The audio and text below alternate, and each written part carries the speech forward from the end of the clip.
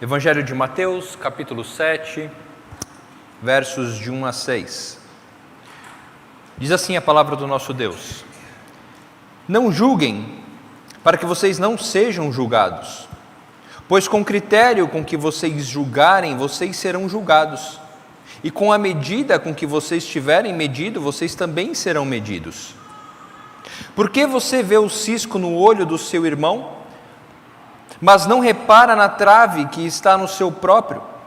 Ou como você dirá a seu irmão: deixe que eu tire o cisco do seu olho, quando você tem uma trave no seu próprio? Hipócrita! Tire primeiro a trave do seu olho, e então você verá claramente para tirar o cisco do olho do seu irmão.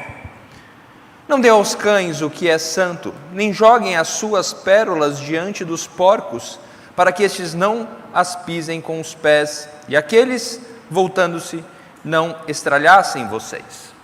Até aqui a palavra do nosso Deus. Vamos orar. Senhor, diante de Ti nos colocamos certo de nossa incapacidade, Senhor, de compreender a realidade da nossa existência, mas certos também de que o Senhor revelou a nós tudo o que precisamos saber. E na pessoa de Cristo Jesus temos a plena revelação daquilo que precisamos para viver a vida como povo Teu. Pedimos que Teu Santo Espírito nos conduza nessa noite a isso. Em nome de Jesus. Amém. Como temos visto durante a nossa série no Sermão do Monte, embora o Sermão do Monte contenha uma série de ensinos, todos estes culminam para um resumo ou um objetivo único, que é estabelecer a vida cristã como ela foi concebida pelo seu Criador. O que eu quero dizer com isso? O Sermão do Monte precisa ser avaliado primeiro como um todo, para que as suas partes possam ser experimentadas e assimiladas de uma forma mais rica e completa. O primeiro ponto que nós ouvimos durante a nossa série é que o Sermão do Monte, o nosso Senhor Jesus Cristo nos ensina que esta é uma passagem, ou este é um sermão, ou Jesus está falando para crentes. Esta é uma passagem destinada exclusivamente aos crentes. Claro que durante esse sermão uma multidão seguia Jesus e muitos crentes que estavam ali ouviram essa mensagem. Mas o foco, o objetivo principal dessa mensagem de Jesus é para aqueles que se reconheciam como discípulos de Jesus. Não é à toa que Jesus disse sem problema nenhum: o vosso Pai que está nos céus, por diversas vezes. Jesus nos ensina ao começo desse sermão, definindo o caráter do cristão, por exemplo, nas bem-aventuranças, uma série que o reverendo Felipe Fontes está fazendo minuciosamente. Qual o caráter do cristão? Jesus estabelece a relação entre o crente e o mundo, aonde o crente é chamado para ser sal e luz. E vejam, não só chamado. O que Jesus Cristo aqui nos ensina é o caráter, a distinção, quem somos como cristãos, não somente pelo que fomos chamados, mas pelo que fomos capacitados a ser. Nós abrimos essa série expondo o capítulo 4, onde Jesus Cristo chama os pescadores, dizendo: sigam-me e eu os farei pescadores de homens. Ser crente, ser cristão, é receber esse chamado e compreender que esse chamado foi colocado no nosso coração por meio da obra de Cristo Jesus. E que isso transforma a nossa vida de tal forma que agora passamos a viver não como mais gostaríamos ou como desejávamos antes de conhecer a Cristo, mas fomos transformados, sal, luz. Jesus nos ensina sobre a profunda relação que a lei de Deus tem para com a vida cristã. Quando ele expõe a lei, a forma que os fariseus a seguiam, e dizia para os seus discípulos: olha, a coisa é muito mais profunda. A lei de Deus nos é dada não somente para ser cumprida, mas para moldar, transformar o coração. Jesus também ensina aos seus discípulos e a nós como seus discípulos nos dias de hoje, a respeito da relação que temos com o nosso Pai que está nos céus em todos os momentos. Quando Ele diz sobre a oração, o Pai que lhe vem em secreto, sobre as esmolas, o Pai que vê o seu coração. Ele ensina que ser cristão é compreender a nossa conexão diária e contínua com o nosso Pai que está nos céus. O Senhor também nos ensina a respeito de qual reino fazemos parte como cristãos. Quando diz que devemos buscar o seu reino em primeiro lugar e todas as outras coisas nos serão acrescentadas. Vejam, as partes sempre vão demonstrando o todo, o caráter, o que é ser um crente ou o que é ser um cristão, não pela nossa perspectiva apenas, mas pela perspectiva daquele que nos fez cristãos. E agora o Senhor Jesus Cristo, então, nessa passagem vai nos dizer sobre o perigo, ou trata a relação do crente em relação ao julgamento do erro do irmão.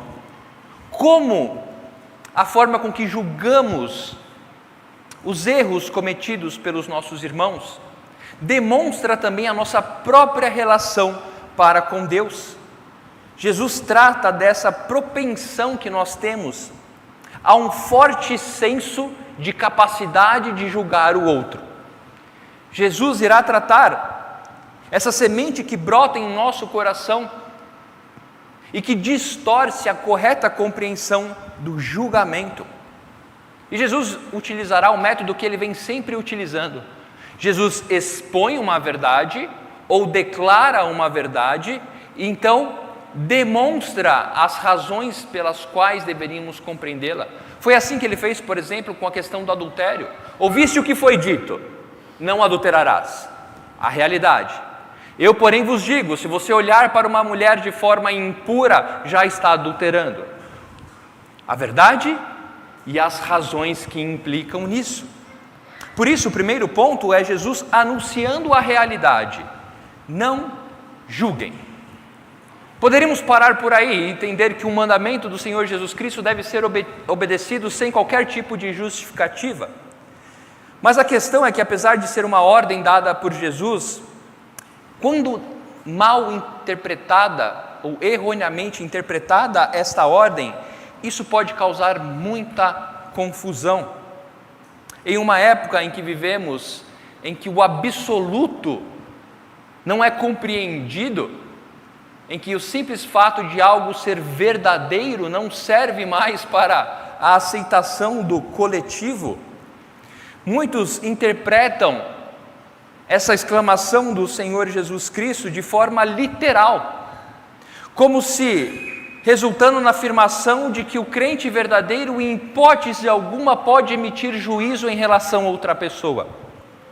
Nós já vimos em algumas outras exposições a respeito dessa série o quanto o Sermão do Monte é utilizado para defender uma simples moralidade ou um padrão ético, quando pessoas pegam o Sermão do Monte para elevar a pessoa de Jesus simplesmente a um padrão moral.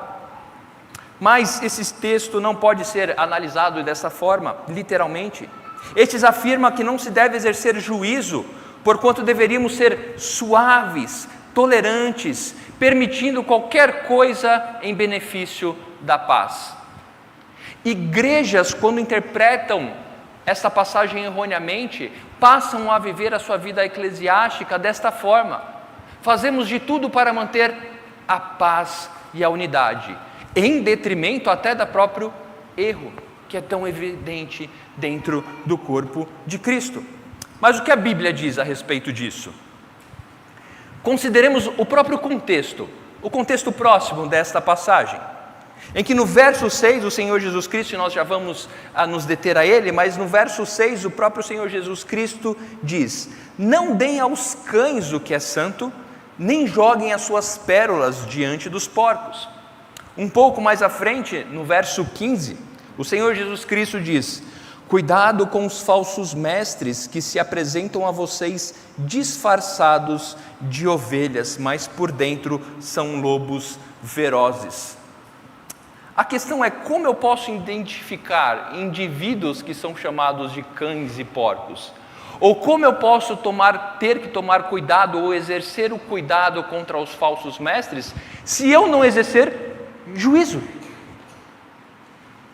A própria narrativa, o próprio contexto demonstra que quando Jesus diz não julguem, Ele não está aqui dando um salvo-conduto ou afirmando que ao crente não é dado a capacidade de exercer juízo, porque senão a palavra de Deus seria contraditório. Se eu não puder usar qualquer critério e nem exercer a minha capacidade, como eu posso cumprir essas ordenanças que o Senhor Jesus Cristo nos dá? Encontramos por diversas passagens nas Escrituras também a capacidade que é dada à igreja para exercer a disciplina, por exemplo, o zelo pela santidade, o combate à heresia. Tudo isso requer exercício de juízo. Essa é uma das marcas da igreja verdadeira. O zelo pela santidade e a aplicação da disciplina. Em 1 Coríntios capítulo 5, Paulo, enfrentando um sério problema na igreja de Corinto de imoralidade, repreende a igreja que de certa forma estava se orgulhando de ser uma igreja moderna. O fato discorrido é que um rapaz estava dormindo com a esposa de seu pai, alguns dizem que é madrasta, o outro que é a própria mãe, e Paulo diz: vocês estão se orgulhando de não fazer nada, achando que isso é uma demonstração de desenvolvimento, de evolução, compreendendo que são superiores por relevar tal erro. E Paulo diz a essa igreja no versículo 5, que esse tal seja entregue a Satanás para a destruição da carne, a fim de que o espírito seja salvo no dia do Senhor. Vejam, as palavras de Jesus para que não julguemos não podem ser consideradas numa literalidade que nos leve a apaziguar ou a negligenciar o critério de santidade dentro do corpo de Cristo, ou a garantir a santidade daqueles que fazem parte deste corpo. Lembre-se, o Senhor Jesus Cristo está falando para crentes. O Senhor Jesus Cristo utiliza o termo seu irmão aqui. Jesus está tratando deste perigo de negligenciarmos o erro uns dos outros simplesmente pelo detrimento da paz ou de uma unidade de que nada valeria. Não se trata de renunciar à capacidade de julgar, mas em concedermos o nosso coração à propensão de deturpar o correto juízo. Jesus está preocupado, ou Jesus está exortando os seus discípulos não a não exercer juízo, mas exercer julgamento de uma forma errada, de uma forma completamente distante daquilo que deveria ser feito. Jesus por diversas vezes irá fazer esse contraste, mostrando a religiosidade dos fariseus, por exemplo, mostrando quanto os fariseus se julgavam religiosos, mas não exerciam, não experimentavam.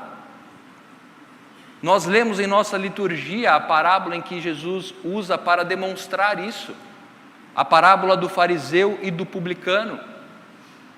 O fariseu não estava preocupado em receber perdão,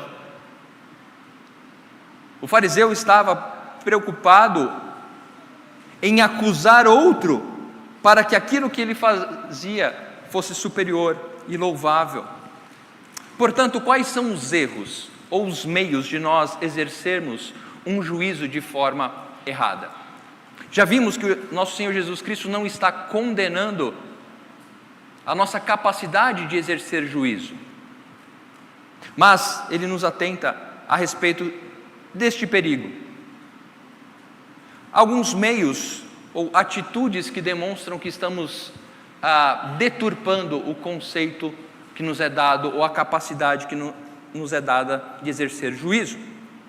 A primeira é a atitude de justiça própria. Há uma grande diferença entre nós sermos críticos e hipercríticos. Há uma grande diferença entre nós exercermos juízo e querermos ser os formuladores ou aqueles que definem qual que é a sentença do juízo a ser proferido.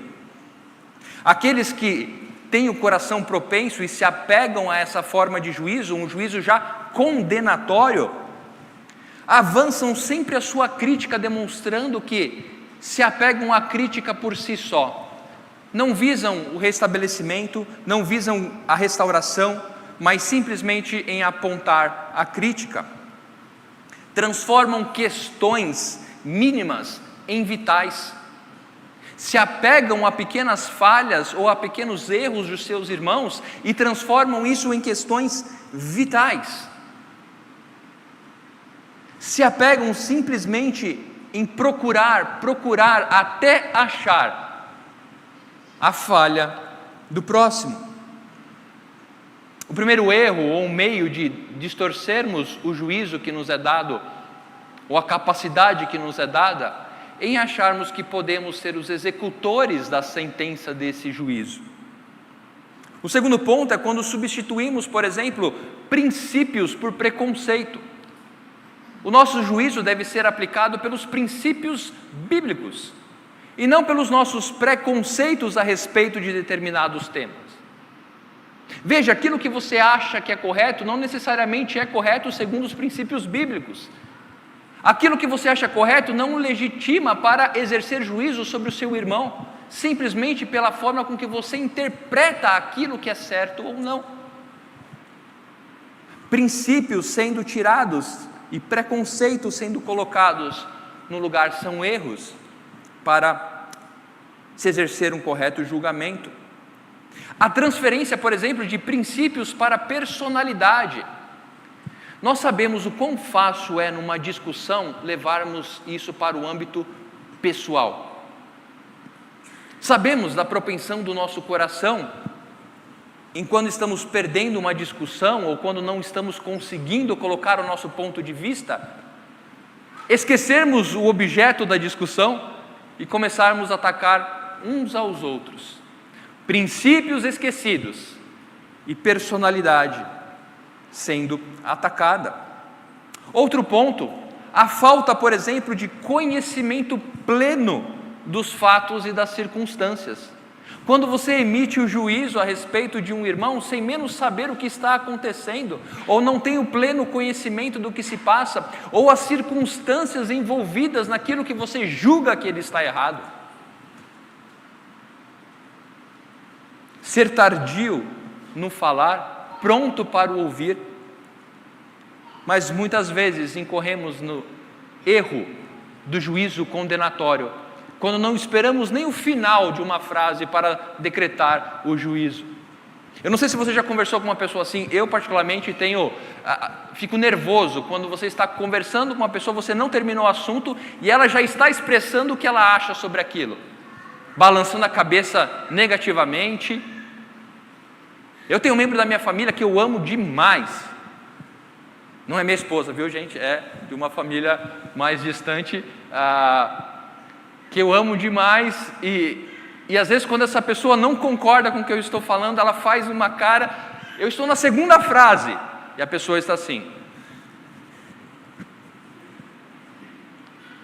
e eu falo, por favor, eu te amo, mas deixa eu terminar.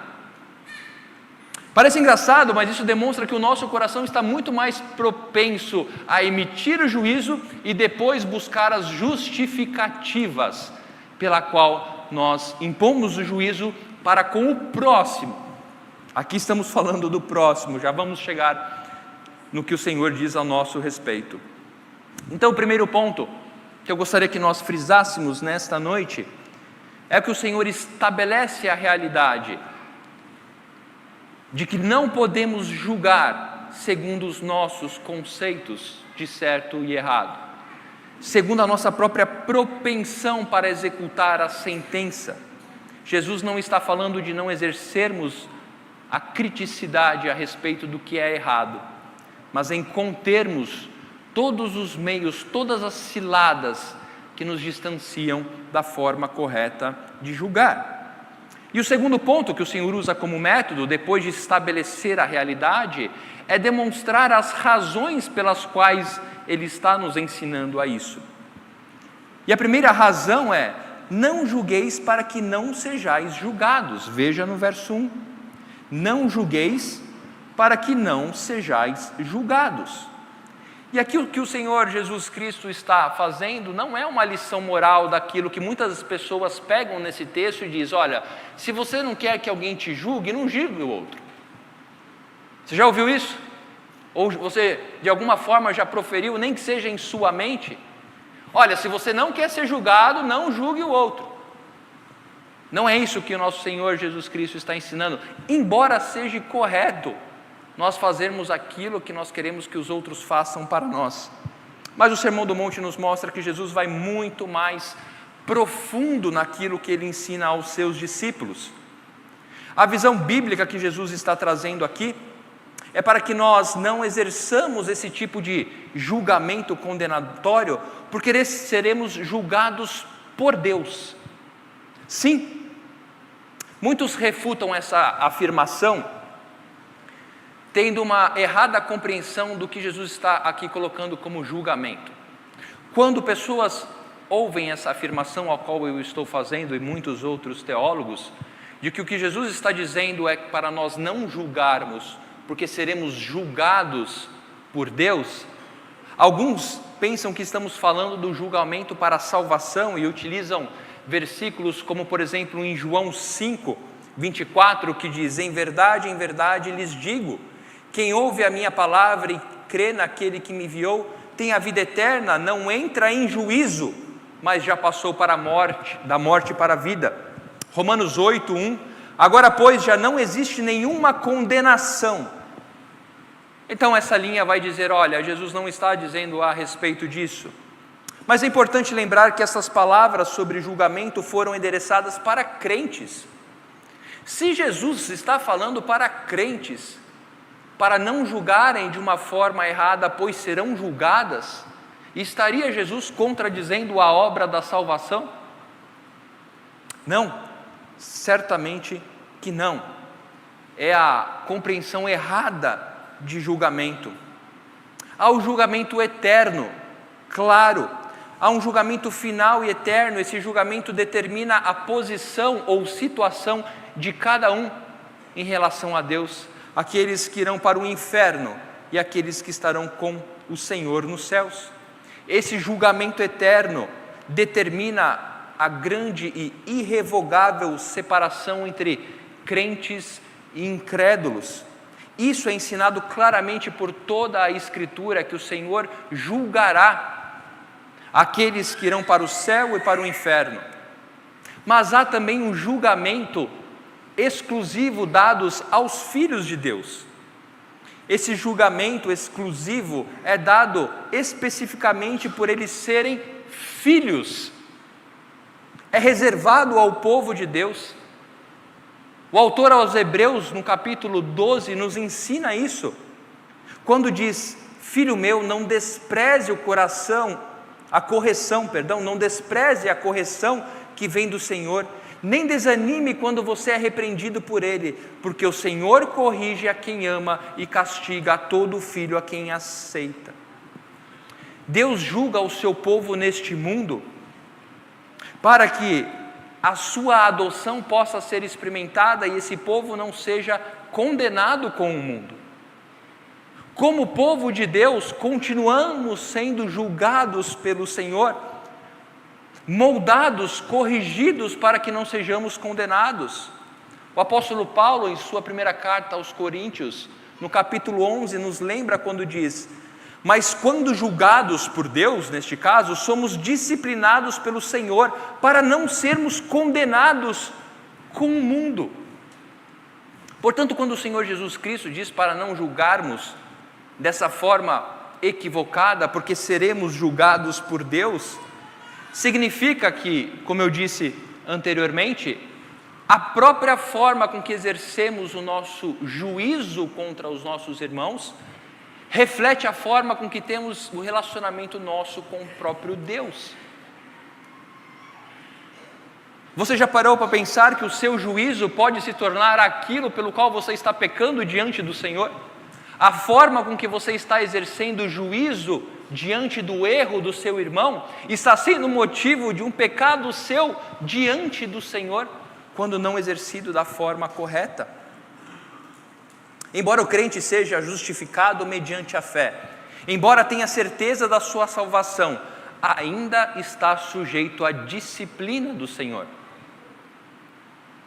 E qual disciplina que não está atrelada a juízo? Quando o Senhor nos disciplina, Ele está exercendo um juízo sobre nós. Portanto, a razão pelo qual o Senhor Jesus Cristo diz para nós não julgarmos ou não exercermos o juízo de forma condenatória, é pela razão de que isso pode trazer juízo sobre nós em nossa comunhão com Deus, nos afastarmos do Senhor, sermos disciplinados pelo Senhor, por estarmos julgando o erro do próximo de forma indevida.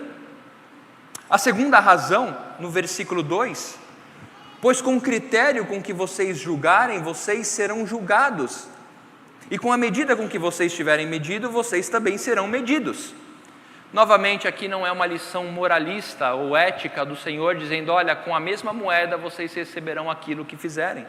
Não, Jesus está declarando que com a mesma intensidade, com o mesmo falso zelo que alimentamos por buscar o erro no próximo e apontar o erro no próximo, estamos criando um critério pelo qual o Senhor está livremente pronto para nos estabelecer.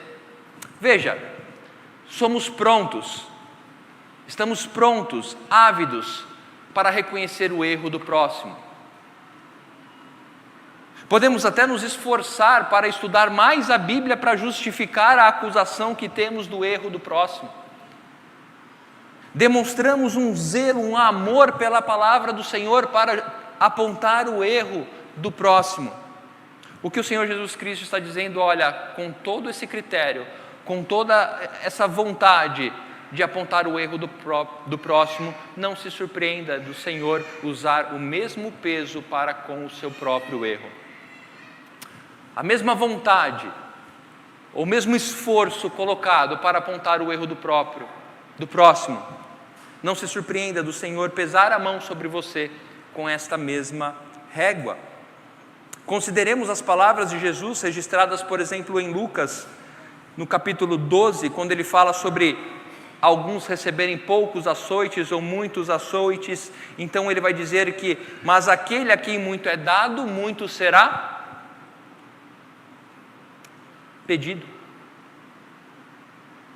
Tome cuidado com a forma ou com o extremo zelo em que você constrói no seu coração a sua criticidade em relação ao erro do seu irmão, pois dessa mesma forma o Senhor irá pesar o seu erro.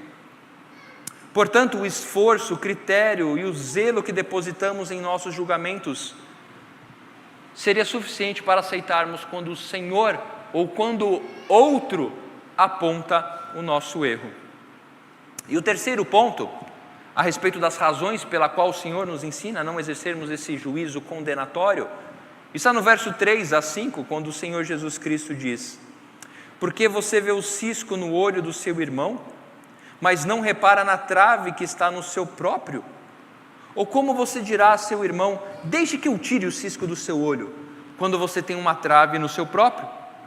Hipócrita! Tire primeiro a trave do seu olho, então você verá claramente para tirar o cisco do olho do seu irmão. Jesus é claro, apontando a realidade de nossa incapacidade de emitirmos juízo pelos nossos próprios preceitos. Somos incapazes de declararmos a sentença condenatória contra o erro do próximo. Se você quer realmente ajudar o seu irmão, há certos princípios que o Senhor nos diz aqui que devemos fazer, e o primeiro dele é abrir o nosso próprio olho para a nossa própria condição. Abrir os nossos próprios olhos para a nossa própria condição.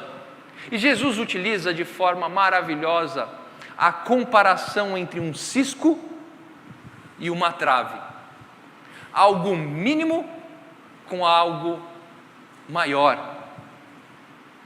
Jesus não está fazendo aqui o juízo do valor do erro, mas dizendo que devemos sondar muito mais o nosso próprio coração, além do erro do próximo. A vida em família nos ensina muitas coisas. A experiência do cotidiano também nos demonstra, à luz das Escrituras, como a realidade que Jesus nos ensina é algo do dia a dia. Quando na mesa de jantar a família se põe para orar e o pai então diz: vamos fechar os olhos para orar. O pai ora e quando termina a oração, um dos filhos fala: papai, a minha irmã não orou. E aí então o pai pergunta para essa filha: como é que você sabe? E prontamente a filha volta a comer. Encerra-se o assunto. Bonitinho, né? Mas a questão é que a única diferença entre nós e as crianças é que as crianças não aprenderam ainda a camuflar os seus pecados. Enquanto nós conseguimos camuflar os nossos pecados, enquanto nós conseguimos apontar o erro do nosso irmão, sem antes deter, sentar, pensar, orar, refletir, meditar a respeito de nós mesmos. Se você quer realmente ajudar seu irmão, então acerte os princípios, retire a trave do seu olho. Quando alguém enxerga a si mesmo como é perante Deus, nunca mais julgará qualquer outra pessoa de maneira precipitada. Em todo tempo será conduzido ao auto-julgamento de sua purificação. Isso requer humilhação. Isso requer compreender que somos tão falhos como aqueles que em determinado momento ou em determinada circunstância tropeçaram na sua caminhada. Em reconhecer que somos tão falhos e que devemos estar atentos àquele que está de pé, cuidado para que não caia. O processo de retirar um cisco no olho de alguém envolve uma operação muito delicada. Ninguém tira cisco do olho de alguém com um tapa na nuca. Tirar o cisco de um olho de alguém, ou acusar o erro do olho de alguém, tirar o cisco do olho de alguém requer cuidado, da mesma forma com que acusar o erro de outro irmão exige empatia, exige paciência, exige calma, exige tranquilidade, exige compaixão. Vejam quantos caminhos temos que percorrer antes de executar o nosso juízo. O Senhor Jesus Cristo compreende a nossa incapacidade de entender as coisas celestiais e nos trata como crianças quando utiliza um cisco no olho e um galho no olho, quando demonstra que a fragilidade do erro do próximo está muito aquém da tremenda ferida que podemos ter em nós mesmos. Portanto, o Senhor traz a realidade de que não devemos julgar pelos nossos próprios princípios, e as razões pelas quais não devemos fazer isso é porque da mesma forma, ou da forma com que exercemos esse juízo de forma errada, podemos estar trazendo condenação ou juízo ou disciplina da parte de Deus para nós. Que o mesmo zelo, força colocada para acusar o erro do próximo, nos prepara para não termos justificativas quando formos acusados do nosso erro. E também aprendemos que devemos abrir os nossos olhos. Se há um momento ou se há uma intensidade de preocupação com relação ao erro, deveríamos priorizar os nossos erros, aquilo em que devemos ser julgados por Deus. E o último ponto, após a realidade, as razões, é que a questão do julgamento para o povo de Deus, ou a compreensão do correto juízo, permite que exerçamos essa crítica ao erro não só para com os de dentro, mas para com os de fora. O Senhor Jesus Cristo nos diz: não deem aos cães o que é santo, nem joguem as suas pérolas diante dos porcos, para que estes não as pisem com os pés e aqueles, voltando-se, não estralhassem vocês. Nós já vimos que esse texto, ou o seu contexto, demonstra que nos é dada a capacidade de exercer juízo. Ao povo de Deus é concedida a capacidade e o poder de exercer juízo sobre o que é certo e errado. Veja, em Cristo, você recebeu tudo o que é preciso para exercer juízo sobre certo e errado. Embora os nossos dias deturpem a compreensão de certo e errado, embora a sociedade diga que não é bem assim, a palavra de Deus é tudo o que precisamos para dizer é certo e é errado. A palavra de Deus é tudo o que temos para nos auto-julgarmos e sabermos o que temos feito de certo e errado. Mas agora Jesus expande isso. Se antes ele estava falando do povo de Deus, de como devemos tratar o erro do nosso irmão e o nosso próprio erro, agora ele expande isso. E aqui a conotação de cães e porcos é atrelada aos incrédulos, àqueles que ainda não recebem ou não receberam ou que recusam a palavra de Deus. Um dia fomos incrédulos. Devemos pensar a respeito da oferta do Evangelho como algo extremamente precioso. E eu creio que aqui cometemos um erro, mesmo sem perceber, em dar muito mais atenção ao alvo do que à mensagem. Ficamos muito mais preocupados com os cães e com os porcos do que nos atentarmos para o tesouro que nos foi dado, a pérola que nos foi concedida. Não deem aos cães o que é santo, nem joguem as suas pérolas. Eu creio que o nosso Senhor Jesus Cristo está dizendo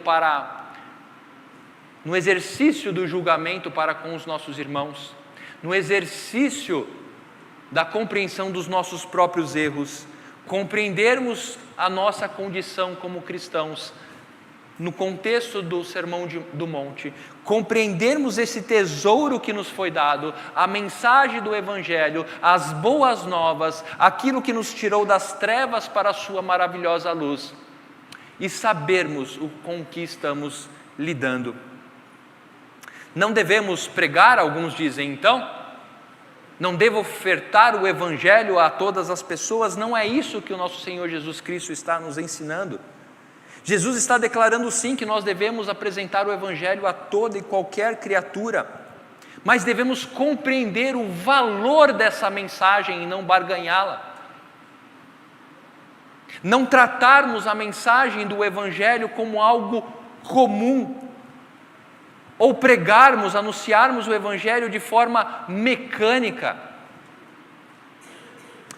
Veja bem, eu não estou usando aqui de forma pejorativa, mas eu creio que não é a forma ordinária ou a forma estabelecida pelo Senhor ficarmos berrando aos quatro cantos para desconhecidos a respeito da obra do nosso Senhor Jesus Cristo. O Senhor Jesus Cristo pode habitar e entrar no coração de pessoas que ouvem dessa forma? Sim. Deus pode utilizar? Sim. Mas eu creio que o Senhor nos deu algo muito mais específico, ordinário, no sentido de regular, para compreendermos a oferta do Evangelho. A oferta do Evangelho não pode ser algo mecânico, um item de prateleira, que pegamos o pacote e oferecemos a qualquer um da mesma forma, sem avaliarmos a situação a qual estamos ofertando. Não devemos fazer do Evangelho algo comum, simplório, trivial, ao ponto de envergonharmos o Evangelho. Quando o apóstolo Paulo diz, eu não me envergonho do Evangelho, ele está demonstrando como o Evangelho é precioso. O problema é quando na exposição, na apresentação do Evangelho, nós fazemos de uma forma tão errada que trazemos vergonha ao Evangelho. O próprio termo evangélico nos dias de hoje está tão depreciado que às vezes você precisa fazer tradução da tradução. Olha, eu sou evangélico, presbiteriano, tradicional, conservador, para a pessoa entender. Por quê? Porque a oferta do Evangelho foi tratada como algo trivial e comum. Então eu creio que o nosso Senhor Jesus Cristo está nos ensinando que compreender a realidade do juízo nos ensina a não barganhar este Evangelho, a discernirmos a forma com que ofertamos, a maneira como as pessoas precisam receber esse Evangelho. A mensagem nunca vai mudar, o Senhor Jesus Cristo como único e suficiente Salvador. Mas como temos apresentado isso? Temos compreendido o mundo em que vivemos, as circunstâncias em que nos encontramos? Quando não fazemos isso e simplesmente apresentamos o Evangelho da forma com que achamos que seja o suficiente, estamos transformando pérolas em comida para porcos. E estamos sujeitos à rebelião daqueles que a ouvem. O nosso Senhor Jesus Cristo agiu dessa forma. Em determinado momento ele expôs a sua obra frente a Pilatos, por exemplo, respondendo a Pilatos aquilo que lhe era inquirido. Mas em outro momento, a Herodes, que lhe pedia sinais e maravilhas, ele diz: nada lhe será dado. Nada lhe será dado. Devemos discernir a oferta do Evangelho a todas as pessoas, mas não diminuir o Evangelho a favor daqueles que estão recebendo. O apóstolo Paulo nos ensina isso na prática da sua vida, em Atos 18, no versículo 5 e 6, quando a palavra diz: quando Silas e Timóteo chegaram a Macedônia, Paulo se entregou totalmente à palavra, testemunhando aos judeus que Jesus é o Cristo. Paulo se empenhou na pregação, Paulo se empenhou em apresentar o Evangelho. Como eles se opuseram e blasfemaram, Paulo sacudiu as suas roupas e disse: que o sangue de vocês caia sobre a cabeça de vocês. Eu estou limpo dele e a partir de agora vou para os gentios. O Evangelho é rico demais, é precioso demais para diminuirmos o que ele é em detrimento da aceitação dos incrédulos. Em sua carta a Tito, exortando Tito, Paulo diz: evite as pessoas que provocam divisões, depois de admoestá-las uma ou duas vezes, pois você sabe que tal pessoa está pervertida, vive pecando e por si mesma está condenada. Evite. Portanto, se você compreende ser um discípulo de Jesus Cristo, se você compreende fazer parte do povo de Deus, reconsidere ou reafirme a sua compreensão a respeito do juízo ao erro do seu irmão. O que motiva você a julgá-lo? O que motiva as suas ações para com o erro dele? É restauração? É restauração? Ou é o simples prazer por estar certo? Compreenda que a forma com que julgamos o erro dos nossos irmãos também é testemunha para com a nossa comunhão com Deus e pode se tornar um pecado que cometemos contra o Senhor. Lembre-se que o zelo, a força que colocamos para reconhecer, identificar e tratar o erro do nosso irmão é aquilo que moldará ou que tira a justificativa nossa diante do nosso próprio erro do Senhor. Abra os seus olhos, gaste tempo, empenho, debruce sobre as Escrituras, dobre os seus joelhos para julgar os seus próprios erros, para que assim você tenha plena capacidade de tratar o erro do seu irmão. E reconheça que a capacidade de exercer juízo que lhe foi dada também é um meio pelo qual você é ensinado ao valor da palavra do Evangelho, ao valor da obra da salvação, para não barganhá-la e não diminuí-la aquilo que ela não é. Que o Senhor nos abençoe a nos alegrarmos com a mensagem que Ele traz para o seu povo e a nos alegrarmos ao cuidado que Ele tem para com os seus filhos. Vamos orar.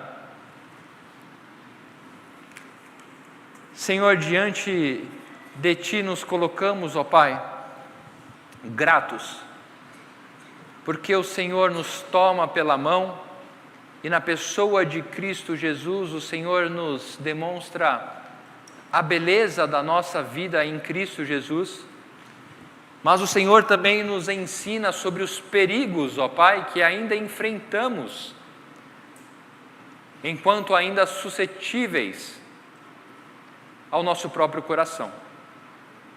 O Senhor demonstra o seu amor para com os seus filhos, ensinando-nos, ó Pai, a tratar os nossos erros entre nós,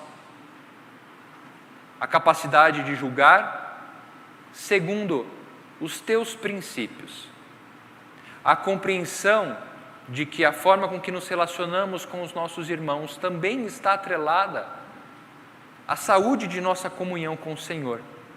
Obrigado, Deus. Obrigado por este amor. Obrigado, ó Pai, pela riqueza do Evangelho que nos foi confiado.